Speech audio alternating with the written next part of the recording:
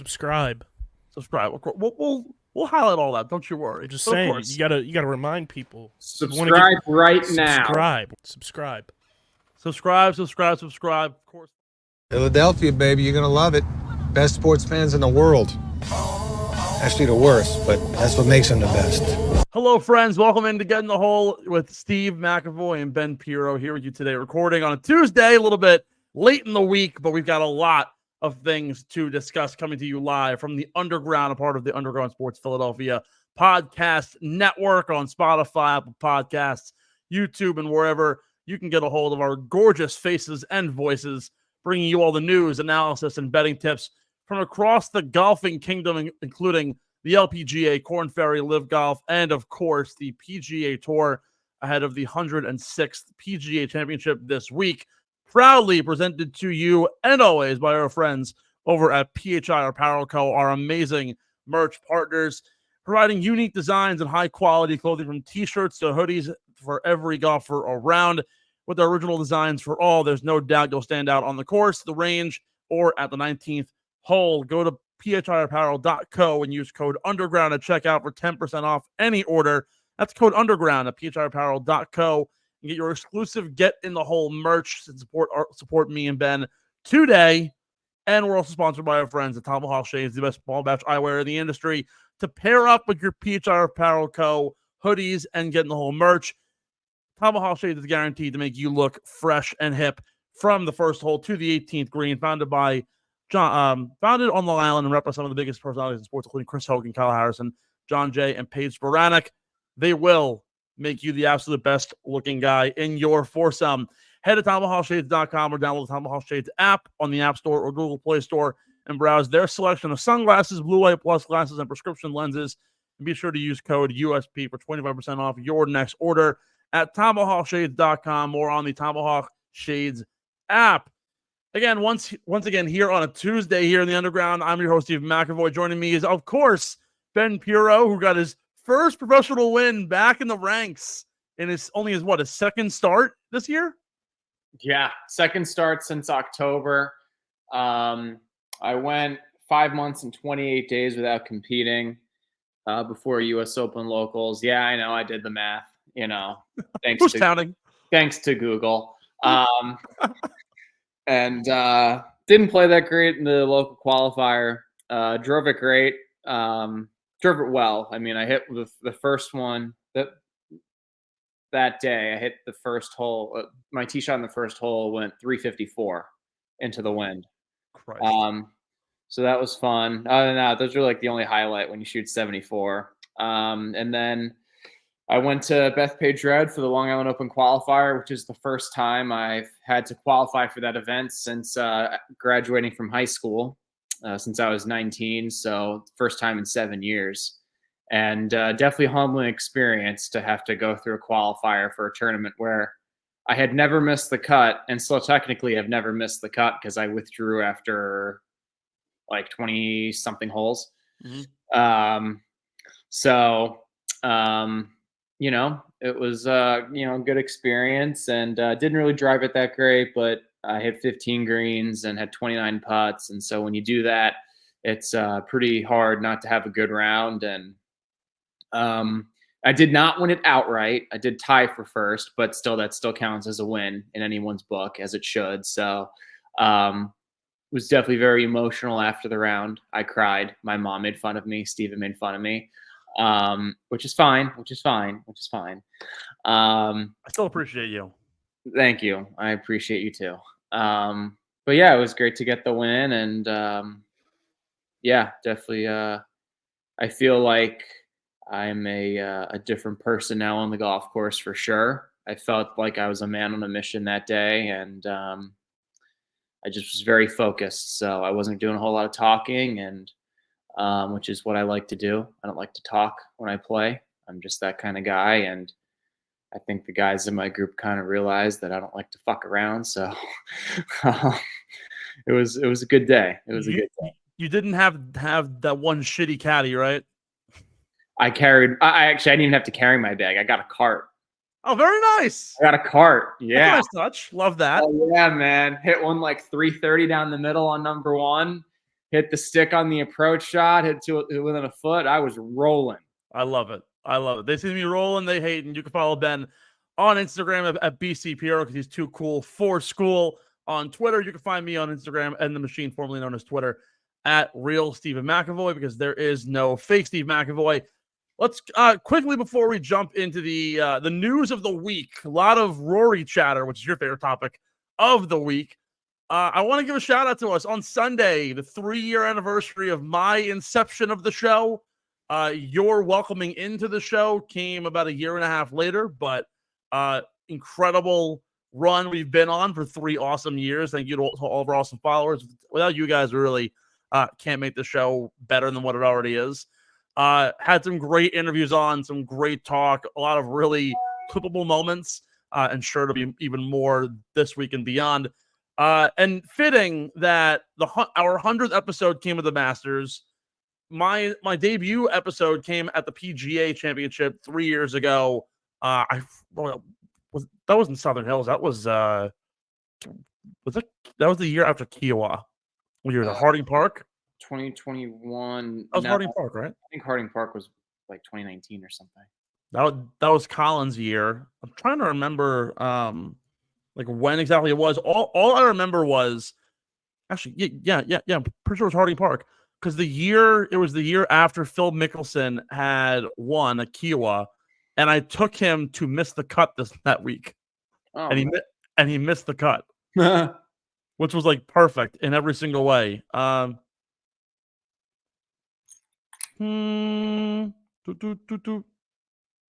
Yes, sorry. We debuted when Phil won, and the week after I had taken him to miss the cut. That was fucking funny.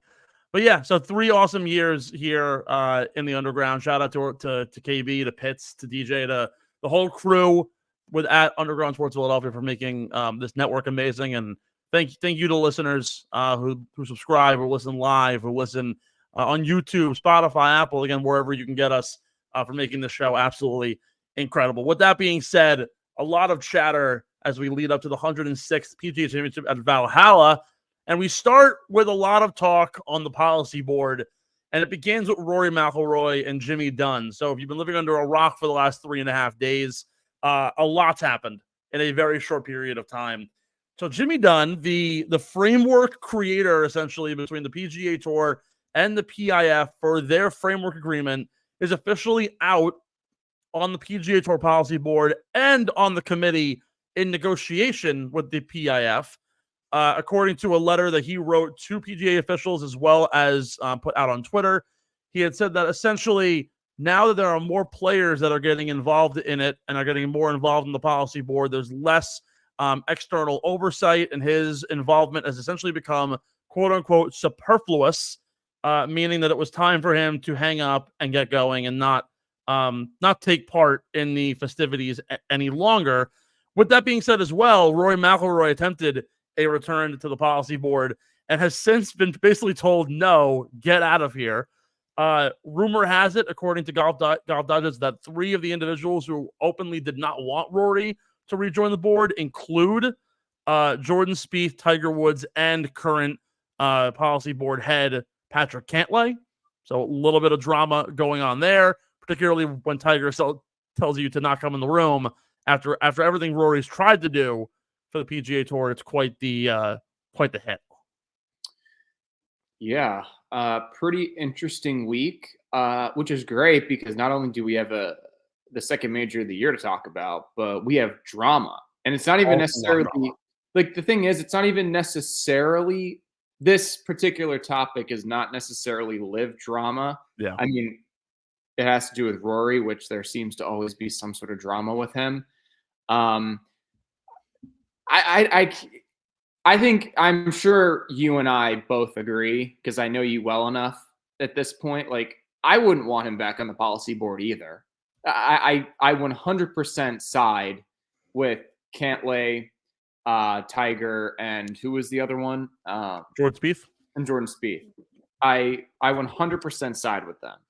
I just think that when he was head of the policy board, I don't really know what significant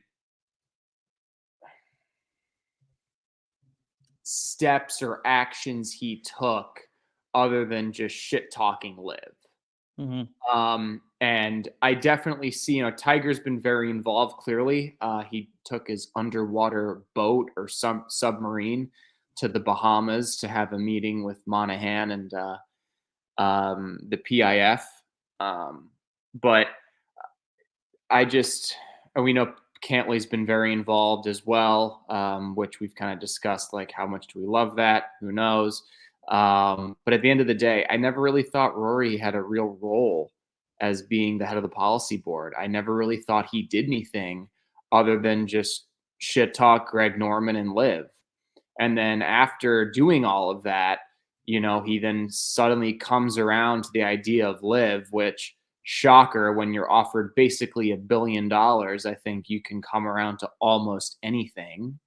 And I just think he's lost a lot of respect from guys on tour, given his antics, his shenanigans. And I wouldn't want him back in the room either. I really wouldn't. It would just make it awkward. I think Rory's kind of a phony. I do. I think he's kind of a phony. He's proven that he can't really be trusted with responsibility based on his antics and actions when shit was kind of hitting the fan, when Liv was taking off. I wouldn't give Rory 2 cents of my time if I was on tour. I really wouldn't. That's all I really have to say about it. And I'm sure you agree to some extent. So yeah, I think it's interesting because a lot of things are happening kind of all at the same time. So this comes at a time where Jimmy Dunn has basically come out and said that there's been little to no progress between the Strategic Sports Group with John Henry's, Arthur Blank, Steve Cohen, the whole coalition of private funders, the PIF and PGA to come to a agreement. And we already know that Tiger Woods, Jordan Spieth, and Patrick Cantlay are all severely anti-LIV. They're all severely anti-PIF. They all believe that now that there is the SSG involved, they don't need to come to an agreement with the PIF. With all this being said, Rory McIlroy over the last month and a half, which we already know and have reported in the past, he was offered almost $1 billion to go to LIV, including equity stakes and all these other things. He hasn't gone, obviously, but at the same time, it was right around the time that he kind of turned the 180 and said, you know what, maybe LIV is good for the sport. We do need an agreement. And I know one of the big things that happened, and I know you agree with it as an up-and-coming golfer, the idea that Rory's pushing with Wyndham Clark, that idea of make a 100-person tour, limit cards, make things more like LIV-esque with a little bit of a wider base in terms of the number of players in the field, but still limiting and making it harder to get into the PGA Tour and kind of create that like minor league golf kind of system. So Cantlay's severely against it. The whole reason why he joined the policy board in the first place was to denounce that outright and try and get more rights to the players, which is also a reason why Dunn's left. Dunn's realized that more players are getting involved. Webb Simpson has the level head, but Tiger, Jordan, and Patrick are so staunch on everything, which is kind of nice too, because like Webb Simpson could be a bit of like a pushover, I feel. But he's still. The other thing is like those three guys. I mean, and I know Webb is a major champion. I know he's won events before. He's been a staple on the PGA Tour. Tiger Woods walks into a room, it's like he has a presence. Yeah. Patrick Cantlay, for kind of being like an unlikable person at times, like he does have a presence. And Jordan Spieth has the resume to back it up. And even though Jordan comes off as like a nice guy, I feel like Jordan definitely has a backbone, where I'm not really sure how much of one Webb has, even though he does provide a calmer, not demeanor, but you're right. Like, I guess I'll just copy what you said. He has much more of a level. I'd say he probably has the levelest head of the four. Exactly. Guys. Sorry. And honestly, like that's kind of the key here. Like we've seen in the past, across anything really in history, you don't need to have the loudest voice in the room in order to be heard very well. Mm-hmm. And Webb Simpson, while yes, he's a lot more laid back. He has that Southern home demeanor, but when he speaks amongst everybody. He doesn't speak for just himself, where sometimes the loudest people in the room might have this sort of voice that is a little bit selfish. It's a little bit more me. And we know if you look at those kind of people in the room, Jordan's probably a little different, but Tiger and Patrick Cantlay have kind of been me their whole life. So it's very much pushing it away from everybody else. Webb Simpson kind of gives you that level head. And even Rory said it this week. He said that that Webb's got a balanced voice and all this. I think he sees the bigger picture, which is great. This is quoting Rory McIlroy. My fear was if Webb stepped out and it wasn't me that was going in his place, what could potentially happen? I'm very happy that Webb has made the decision to stay on and serve the rest of his term. Of course, Rory was in the role, stepped out. Webb took over his spot. So I think with all that being said, a lot of this is happening all at once. Rory McIlroy is also now in the midst of a divorce settlement with his wife that was released today, which is a whole different thing that we'll talk about later on in the show because it's a very odd narrative that's building around this. But essentially what it comes down to is Rory's trying to get an agreement. After all this time of fighting LIVGolf, he's now realized that it is actually important to the game. Everyone else is saying, no, we don't want you in the room. Jimmy Dunn is gone. And now it's a question of, are we ever going to get this framework agreement? And there was allegedly a meeting, not to transition over a little bit, but there was allegedly a meeting today in New York. A prominent Twitter account that follows airline trafficking happened to have matched up multiple flights going into private airport out in Teterboro, New Jersey, one of which included the same plane that flew Yasir Al-Rumayyan, the head of the PIF, to the Bahamas to meet Tiger Woods. The flight, the charter flight that's owned by Netflix and the Full Swing crew, Tiger Woods and John Henry and the SSG representatives. What that means, and then also actually Jamie Salter, who's a connection to Greg Norman directly within LIVGolf. So a lot of heads go into this one spot and convening in the New Jersey, New York area. What happened? No one knows. There's been no reports about it. Obviously, we're probably the last ones to know, being our spot in the media. But there's something going on. And whether or not we're pushing away or the news with Rory and Jimmy Dunn going might open up negotiations. Maybe Jimmy Dunn was trying to avoid things or trying to get too aggressive, and therefore he was pushed out too. We actually don't know any of this. It's all speculation at this point, but it's certainly something of interest to bring up. I'm trying to think if there's anything else that we kind of missed out on. I have something to say. Well, yeah. Kind of going back to what you had said before, I've heard some people say this before. The smartest one in the room is not the loudest. Yeah. Generally, because you're secure enough to understand I'm smart enough to where I don't need people to hear my opinions because I believe in what I think. I believe in what I believe, right? And being a former college athlete, you had some guys who were very outspoken. You're just like, you're an idiot. You need to learn to shut your mouth. You're not that smart. And I'm not going to go as far as to say Rory's an idiot, but Rory was incredibly outspoken, and who knows? Maybe you might think he's an idiot. I don't know. Some people might think he's an idiot. I don't know. I had a conversation the other day, actually yesterday, with a teaching professional, and he was like, I can't stand him. He literally said, he's like, I cannot stand him. And I was like, I don't think many people can, but when you're constantly running your mouth like he was, the loudest person in the room, to me, that tells me you have insecurities, but that also tells me you're really not that smart regarding the subject. Yeah. And I understand what you're saying about how Tiger and Jordan have been kind of me. And that's more, I think that's more understandable because it's golf. It's not like football where it's a team aspect. There is no team aspect in golf except for your team around you, but they all work and live. Yeah, sure. Yeah, I agree. But if you can even consider it, anyways, go ahead. No, I get what you're saying. I get what you're saying for sure. I just think that these guys, I would trust. I can't believe I'm saying this. I would trust Tiger and Jordan together, along with Cantlay and Webb, much more than I would if Rory was in the mix there. I trust those four guys much more than I would trust those four guys plus Rory. I really do. And also, look, like, I think as far as a product goes, it's pretty clear that the PGA Tour is a much better product. I mean, I was talking to my mom about it 3 or 4 days ago, and she's like, the product of LIV is terrible. And she's not even really a golfer. She's really only a golfer because I play. Yeah. You know, like, she's not the type of person just to be like, I'm going to watch all 4 rounds of the Valspar Championship. Like, no, she's not.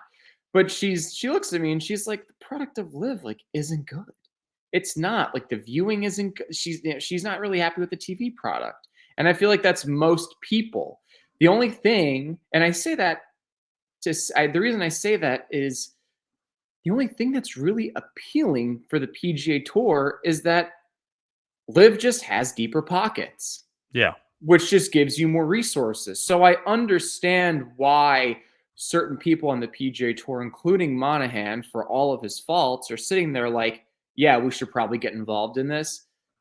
But I also do understand where Tiger and Jordan are coming from, saying we don't necessarily need them because our product is so much better. The product of LIV, it is what it is at this point.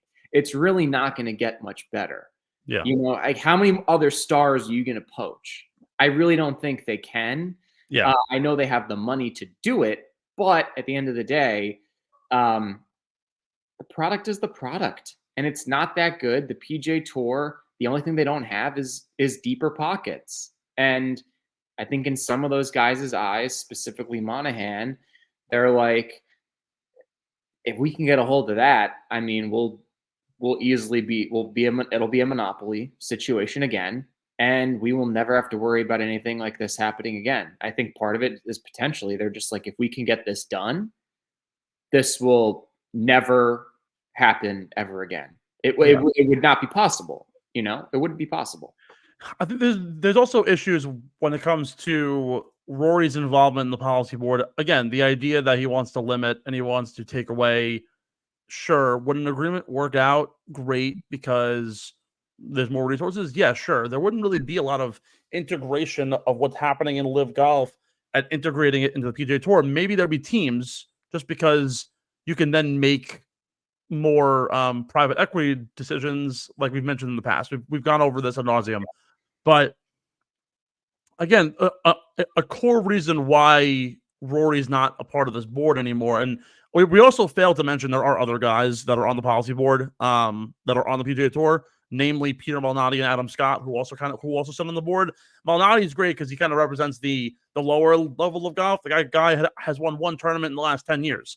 Adam Scott, of course, a seasoned veteran, very much also like Webb Simpson, a little bit more quiet, but like carries a big stick kind of guy. Yep.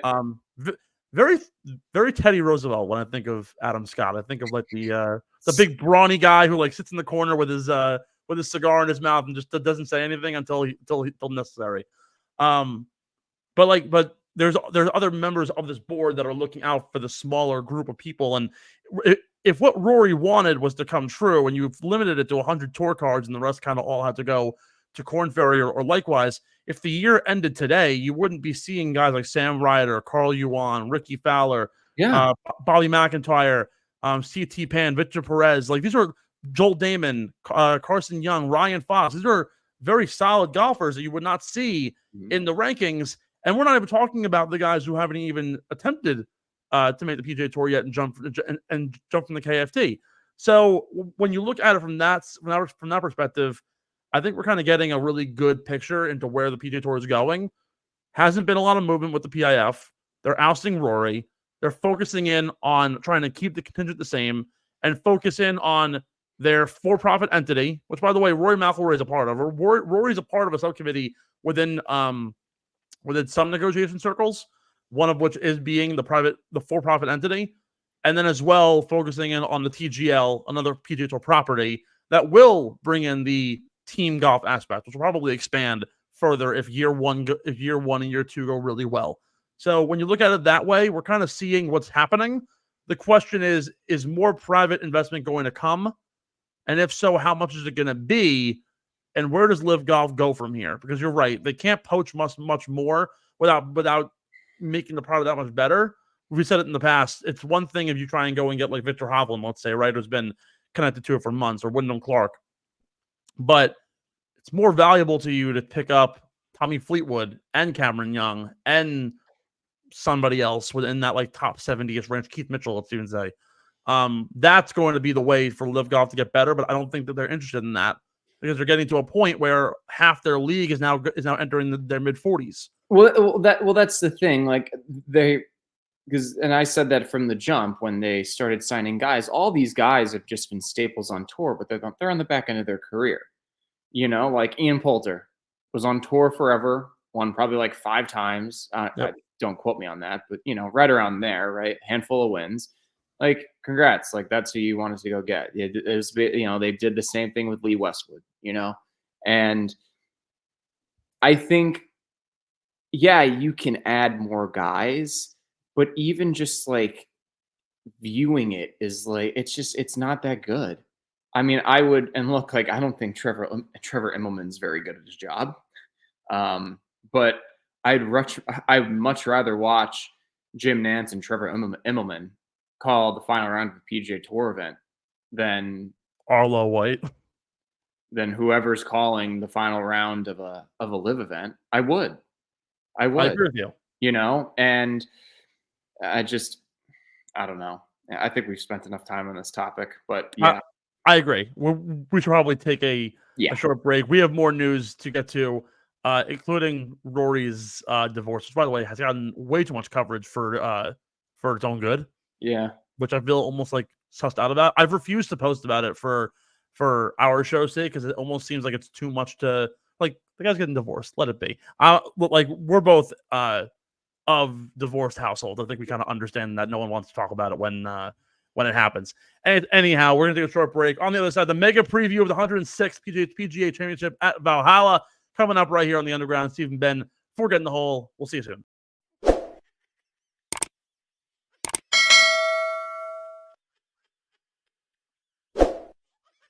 Get in the Hole is brought to you by PHI Apparel Company, our incredible merch partners. PHI Apparel Co. provides unique designs and high-quality clothing from t-shirts to hoodies for every golfer around. With their original designs for all, there's no doubt you'll stand out on the course, the driving range, or at the 19th hole. Go to phiapparel.co and use code UNDERGROUND at checkout for 10% off any order. That's code UNDERGROUND at phiapparel.co and grab exclusive Get in the Hole podcast merch and support your favorite golfers.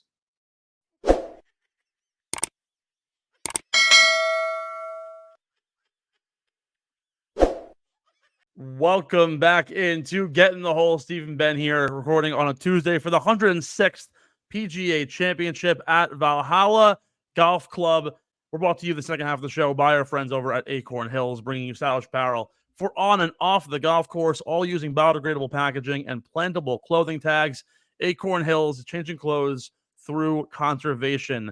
Use code GITH15 for 15% off your next order at acornhills.co and look your best from the ground up.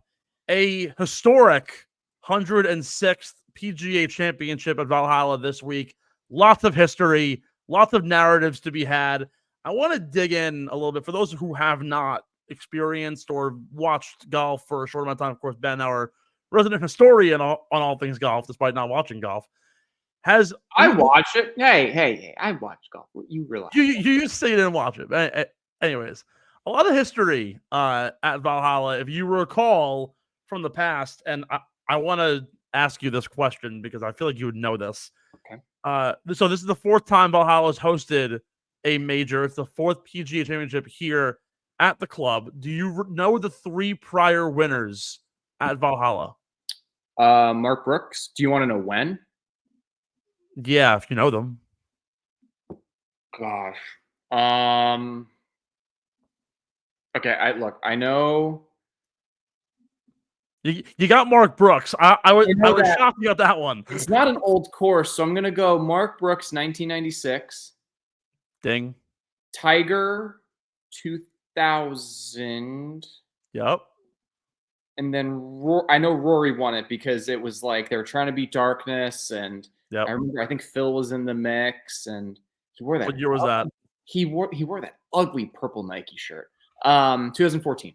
There you go. So this is the fourth time hosting the event. If you remember from when Tiger won in 2000, it was the third leg of his Tiger Slam. It was so back then, obviously the PGA was played as the final major of the year. In 3 starts, Tiger won 3 majors. Then he'd go to Augusta and finish the Tiger Slam. Valhalla hosted the 2008 Ryder Cup. It was the first Ryder Cup victory for the U.S. in the States, featuring a young Anthony Kim. Very crazy how he comes back into the limelight the same year we're going to Valhalla. Do you know the top scorer for that U.S. team in that Ryder Cup in 2008? Oh, that was Hunter Mahan. Big. He's on fire today. Jack Nicklaus design, created back in 86. It's weird for the amount of history that this golf course has. You could have thought this golf course was made in 1890. Well, so that's why I had such a hard time with the first winner, because I was like, all right, look, like I get it. Like I know it's Mark Brooks, but I was almost going to say 86, but I was like, I'm pretty sure that's when it was built. So that's why I said 96. Yeah, no, a Nicklaus design at 86. Again, you could have thought this golf course was built in the early 1900s, in the heyday of golf, when we first came to America at this point, because of all the history that's behind it. 7,400 yards and change, a par 72. Do you happen to know who owns the course record at Valhalla? Okay, I know it's a 63. Yep, so nine under. Which actually conditions might be so easy this week, according to some who walk the course, that might see a 63 at some point. Was it Jose Maria Olafapel? Indeed, it was. See, I'm a genius. Indeed, it was. One thing I want to point out before we get into the field, real quick, as we give you that beautiful history of Valhalla Golf Club. Is it an advantage or a disadvantage? The PGA announced this week, so of course, for those of you who also don't know, this isn't the PGA Tour; it's the PGA of America. Mm-hmm. I had to explain this like the 7 people at work today. Basically, for anybody that's sorry to cut you off, for anybody that's wondering, the PGA Tour is different from the PGA of America. It's 2 different entities. I had to explain this to like 8 people today at work. Very interesting. They were like, "Why are live guys?" But like, well, they're doing this. The PGA of America. That's like, it's like the difference between a playing professional. Playing professional plays in the PGA Tour. A teaching professional is part of the PGA of America. That's why, like, sometimes you'll see if you go to a range or a course, it says, I don't know, Joe Blow, Class A PGA professional. Yeah. You know, he's a member of that organization. Exactly. So thank you, Ben, for that. So for the 4th year in a row, the PGA of America has announced they're going to allow rangefinders at Valhalla. Advantage, disadvantage? Do some guys, maybe like the first person I thought of was Bryson DeChambeau, because he loves any sort of metric that he can get. Does anybody have an advantage using a rangefinder this week? No, just because everybody gets to use it. That's why. So that, in my mind, I think it's selfishly, I don't think they should, because it's a major. I don't think on the PGA, I know it's not a PGA Tour event, but like a major PGA Tour event, you should not be using a rangefinder. You should be pacing it off. That's how it should be.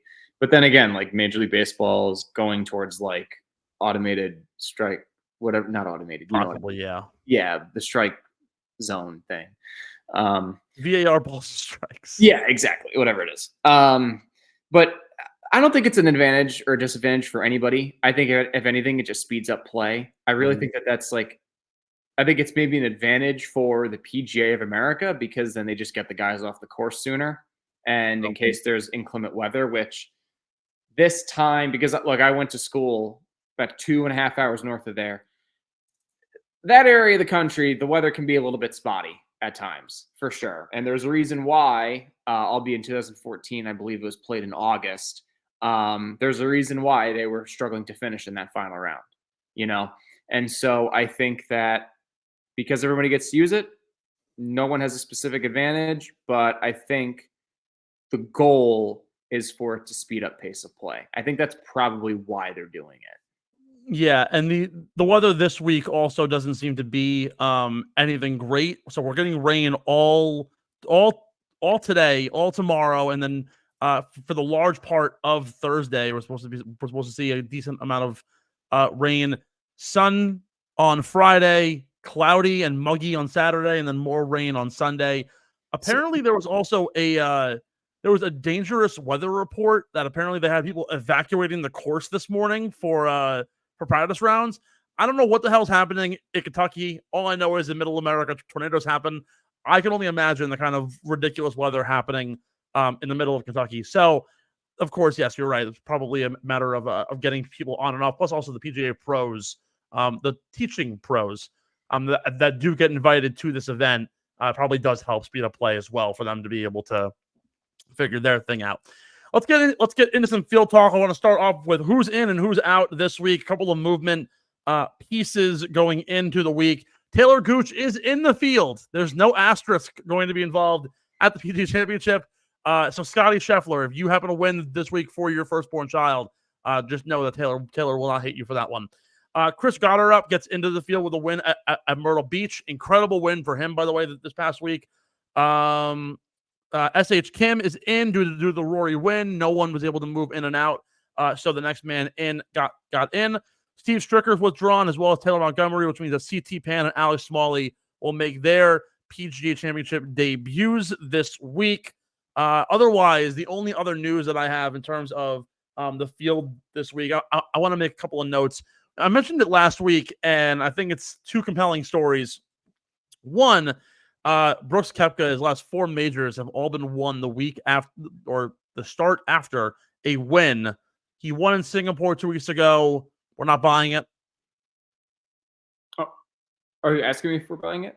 Are we going to take his win in Singapore into account, considering I think he won one in Miami or Orlando before winning the PGA last year. I'm going to be honest with you, man. I will not bet against this guy, especially at this tournament. He has 3 of them. Maybe a 4th. This right now, he's got 3, and there is great potential for there to be a 4th. I'm not saying he's part of my beer money picks. I'm also not denying it. But if there's one thing this guy actually gets excited for when it comes to the game of golf, it's the specific 4 weeks of the year.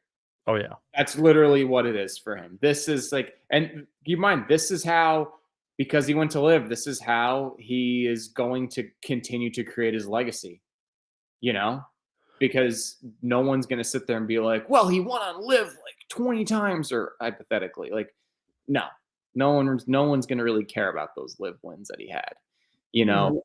What are we more interested in coming off of a win, Koepka or Rory off the Wells Fargo?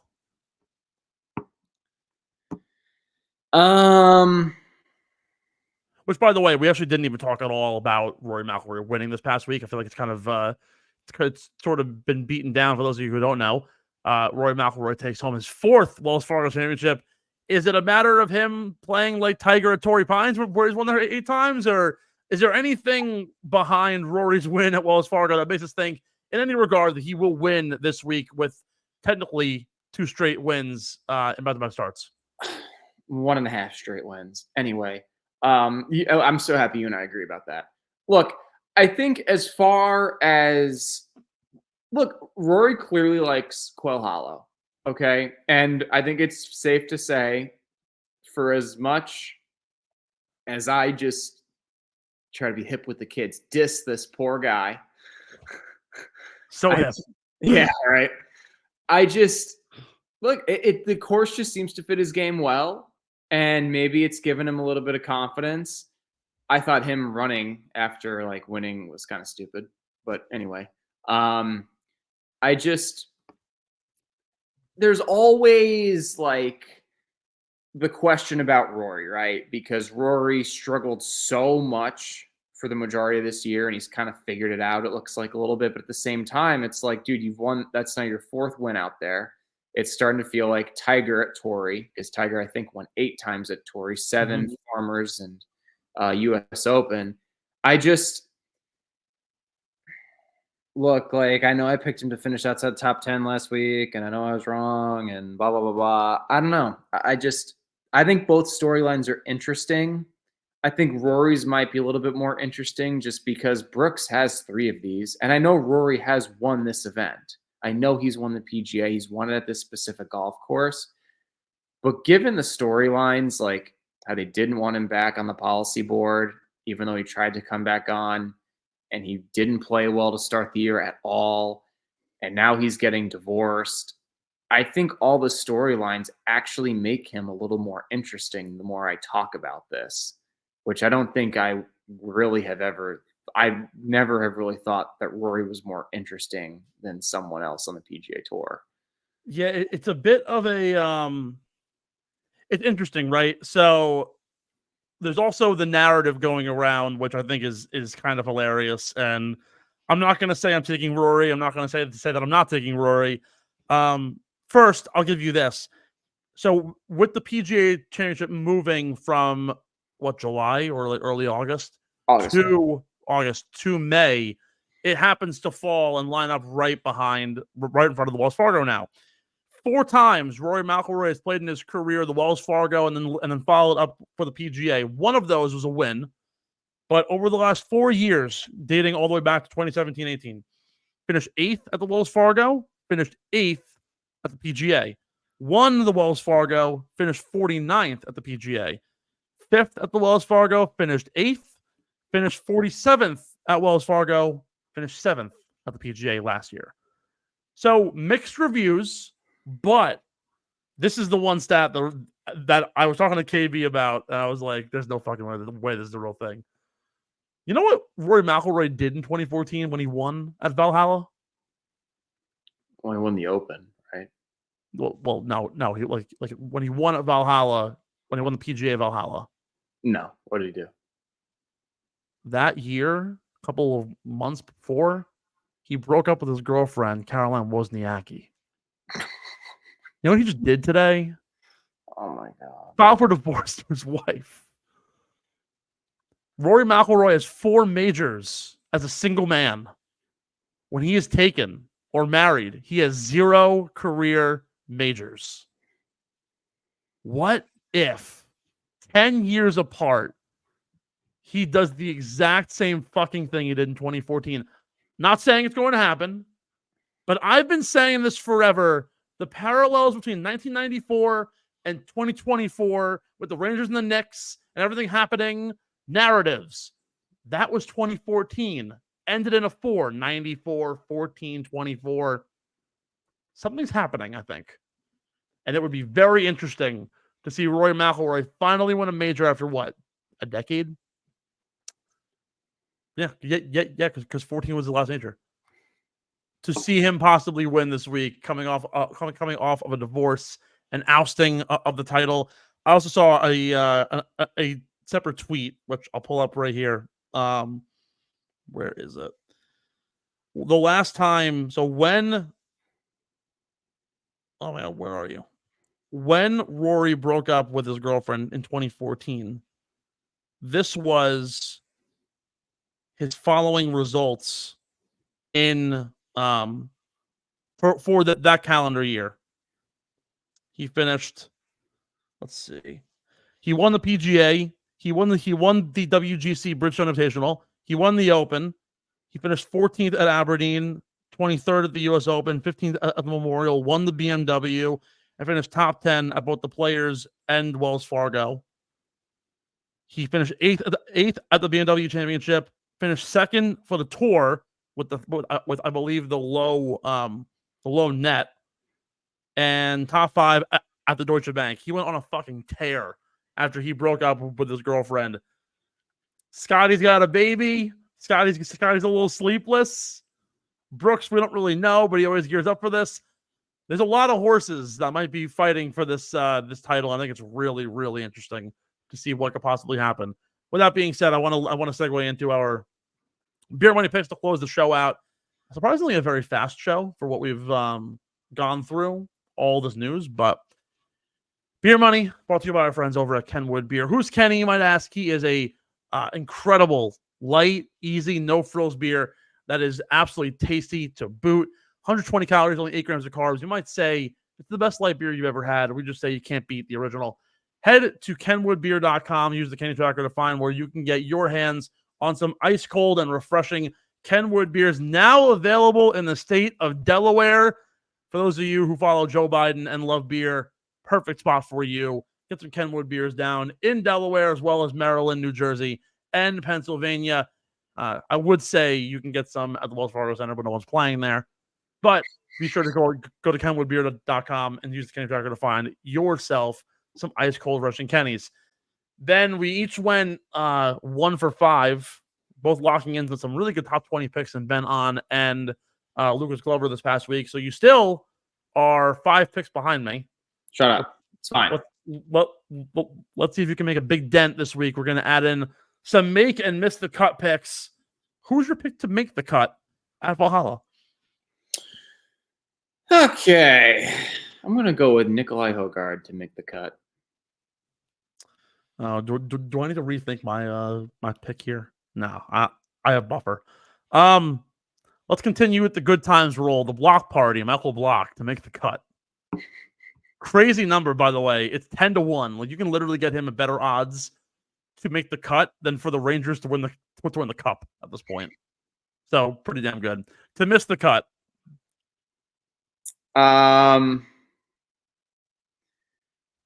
You know what? Because of just the sheer history from last year, I'm not even going to touch Michael Block. Even though I'm sure people thought I was kind of clowning him at the beginning of the year, constantly just picking him to miss the cut.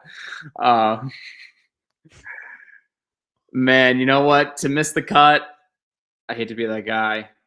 Sorry, Tiger. Trunk slam after 2 days. Jeez. He missed the cut here in 2014. So, and to be honest, like the fact that he made the cut at the Masters just makes me feel like the law of averages at this point, especially with potential for inclement weather. I could definitely see that back acting up for sure, or whatever other physical ailments he has. Wasn't 2014 also bearded Tiger Woods? Who cares? I don't know. I don't know. The goatee, it was kind of magic. Such a forgettable year for him because that's just when everything fell apart. So, yeah. That's gutsy. I'm going to go complete 180 from you. Fuck you, Taylor Gooch. Missed the cut. The Gooch gang. Top 20. Let's get into the winners this week. Who you got? You know, I remember when you used to like Taylor Gooch because of his last name. You were like, he was like the all-name team. He was first team all-name. Now he's a schmuck. So. Oh my god. Hey, you know what? I used to think Matt Fitzpatrick was a nerd and had the most punchable face in golf. Now I love him. So. Oh my god. All right. Top 20. That's a toss-up for me. I had 2 written down, relatively similar odds. I'm gonna go with Chris Kirk. Ooh, okay. I dig that. You want to talk about like riding a heater? Let me check his recent major results because they were actually I'm taking him because he's been on a heater for the last 3 weeks, but also his results in majors have all been pretty solid over the last couple of years. 3 straight top 20s for him and 4 top 20s in his last 5 starts, including a top 20 at this past Masters. I'm going to ride with Sepp Straka for a top 20 at the PGA. Good conditions. The rain is supposed to make things pretty soft. He hits the ball really well. He's been a really good ball striker so far this year. Finished top 10 at the Heritage and the Wells Fargo in his last 2. So I'll take Sepp at plus 250. Top 10. All right, top 10. I'm gonna go with someone who's a little bit of an injury question going into the week. Ludvig Åberg. I dig it. You know, I've been thinking a lot about. So I'm in a pool with Pete's Golf here in Mineola. No free ads.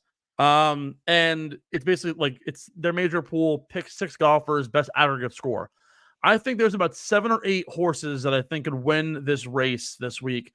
One of them is Ludvig Åberg. We obviously know what he did at Augusta, but I think this guy is actually a better pick because of the way he plays his off the tee game. I'm going with Joaquin Niemann. I was bullish on Joaquin at the Masters. He sort of disappointed me a little bit, but his game fits this so well. A nice low-hanging drive. Ball rolls out really far. His iron play has been terrific this whole entire year. The key this week is going to be approach and driver off the tee. The rough is not nearly as difficult as in other PGAs in the past. It isn't as in play as you usually see. So therefore, I think guys who are a little more erratic can still play really well. And Joaquin's one of the top 10 drivers of the golf ball in this field. So I love Joaquin this week at plus 300, top 5. This is where it gets really tough for me, man. You know what? For top 5,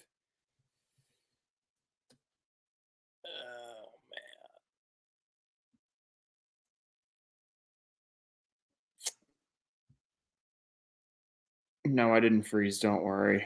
I know you didn't. I was having such a hard time with the odds this week just because we have guys on Live that are playing, and I just kept writing down like a couple for each one, especially the higher ranking ones. You know what? He's had kind of an off year, and I'm just going to take a leap of faith with this one because you know what? I think the odds are pretty good too. Victor Hovland for a top 5. Yeah, you know, I can see him getting in the mix. Like Saturday afternoon, shoots a pretty good round, and he's just kind of in the mix, top 10 going to the final round. I could definitely see him putting 2 solid final rounds together. My brother, you have been sending out some absolute value so far. We have Chris Kirk at 360, Ludwig at 210, Victor Hovland at 850 for a top 5. That's absolutely crazy. I do like value too here. And like I mentioned, the rough isn't nearly as in play as before, but also he played so well at Augusta and just didn't capitalize on his opportunities. Oh, I know where you're going with this. I already know. Loves his conditions, loves the soft play. Ball's going to plop right at the pin every time. Bryson DeChambeau, top 5. Yeah, that makes sense. Ride or die. This guy is going to just absolutely nuke this golf course, and I cannot wait to watch him perform this week. Again, like the surfaces at Augusta were really were challenging, particularly on the greens. He's going to have a much easier time on these greens at Valhalla. I'm very confident in that. You're giving me a pick this week. All right, my gimme pick, Jordan Spieth finished outside the top 10. I'm going to ride with Xander Schauffele, the top 10 machine, plus 140. It's an absolute travesty that you can get this at plus 140. It's really fucking minus 1,000. That guy has come so fucking close. By the way, if you didn't watch the Wells Fargo, guys, where did he finish? Second. Guy can't fucking close. Oh my god. Wonder what his wife thinks. Is he married? I don't know, but he can't finish. Your winner of the PGA. Oh my god, you're so mean. My winner of the PGA. What? Love you, X. What? I love Xander. X. Love him. All right. Anyway, my winner. That was really rude. I'm sorry. That was really mean. You said it to me one time because I kept losing him cup pong to you. You can't close. You can't finish. He's like, Ben can't finish. I'm like, shut up, Steve. I don't care what you say. All right. Enough chit chat. Who's going to lose? I should ask you. What's that? I should ask you who's going to lose the PGA because this pick's not going to hit. Oh, really? Oh, really? You know what? Screw you. Brooks Koepka's taking it home, baby. He's going to go back to back. That's what he's going to do. I love narratives, dude. I love narratives. I love the narrative that we had that he wins 2 U.S. Opens, 3 PGAs, then 2 more U.S. Opens, which would actually line him up to win the U.S. Open at Shinnecock when it rolls around, which would be so elite. Yeah, he's high on the odds board. And no, his name's not John Rahm, but I've taken basically everybody else on the top. I think Scotty's going to pace the field. But that's such a weak pick. Is that your pick? But the restless nights with his new child, I think, is going to get to him. There's something about this narrative of Rory McIlroy winning this week that's getting me going. You're such a traitor. I'm actually doing this. You are such a traitor. Unbelievable. The second that I heard that he broke up with his girlfriend in 2014 and won this event, immediately makes me think all this shit just compounding. And he's going to say, fuck you all. I'm going to win. I'm back, bitches. And you know who's coming in second place to him? Xander Schauffele. For a second straight week. Yeah, I'm going Rory at plus 750. It's a weak pick, but honestly, it's you know what? Now you can never yell at me for making a weak pick ever. I'm never going to let you live this one down. Ever. To be honest with you, and I was thinking about this too, going into the week. So, like I said, I think there are 8 or 9 guys who can really win this week. Scotty could win, Rory, Koepka, Schauffele, Oberg, Bryson. I think Colin's got an outside shot. Joaquin's going to be great this week. Wyndham Clark. I'd say even Patrick Cantlay is a good sleeper. I think Justin Thomas, the guy's won 2 of the last 5 PGA Championships here. I think Sai Thagala is a sleeper. Let me ask you this: Will Zalatoris? I've been debating this for my I can't trust him because of his back. Yeah, but he finished top 10 at Augusta. I'm like, did he? He did? Yeah, he finished 8th. That is so backdoor. It's unbelievable. Might do it again. Who knows? But a lot of guys who can win. I just think the narrative just pushes me. The narrative at first pushed me immediately to Brooks and Bryson. And now I'm hearing all this stuff with Rory, and I'm immediately jumping on the ship. I don't like Rory McIlroy, but I just think that there's something in the water. There's something in the Gatorade. There's something about Valhalla in 2014 that you're carrying it over 10 years. The Knicks are playing well. The Rangers are playing well. Rory McIlroy wins his first major since 2014 at the place that he won his last major in 2014. Believe that. I'm so disappointed in you. When he wins, though, I'll gloat about it. Yeah, when he doesn't, I'm gonna gloat about it. Totally fine. I will give you a 5-minute FaceTime at the beginning of the next show if he doesn't win. Okay. I'm not even confident that he will win. I just simply think that'd be hilarious to let that happen. Thank you guys for joining us for episode 154 here of the Get in the Hole podcast. Shout out to our awesome sponsors, PGA Apparel Co., Acorn Hills, Kenwood Beer, and Tomahawk Shades. Be sure to follow me and Ben on our social medias. For Ben at Instagram at BC Pirro, me both Instagram and Twitter at Real Steve McAvoy. Follow us, Get in the Hole, Underground Sports, YouTube, Apple Podcasts, Spotify. Like, subscribe, comment. Let us know what you think of the show. Anything new that you want to see us add to our incredible hour to hour and a half long shows of just absolute tomfoolery between me and Ben. And of course, enjoy the golf this week at the 106th PGA Championship. We'll see you next week. Let's get it going. Come on, Rory. Thanks for listening to Get in the Hole, the official golf podcast of Underground Sports Philadelphia.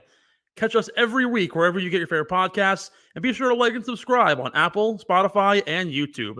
You can follow us on Twitter and Instagram at Get in the Hole Pod, and follow Underground Sports Philadelphia at Underground PHI.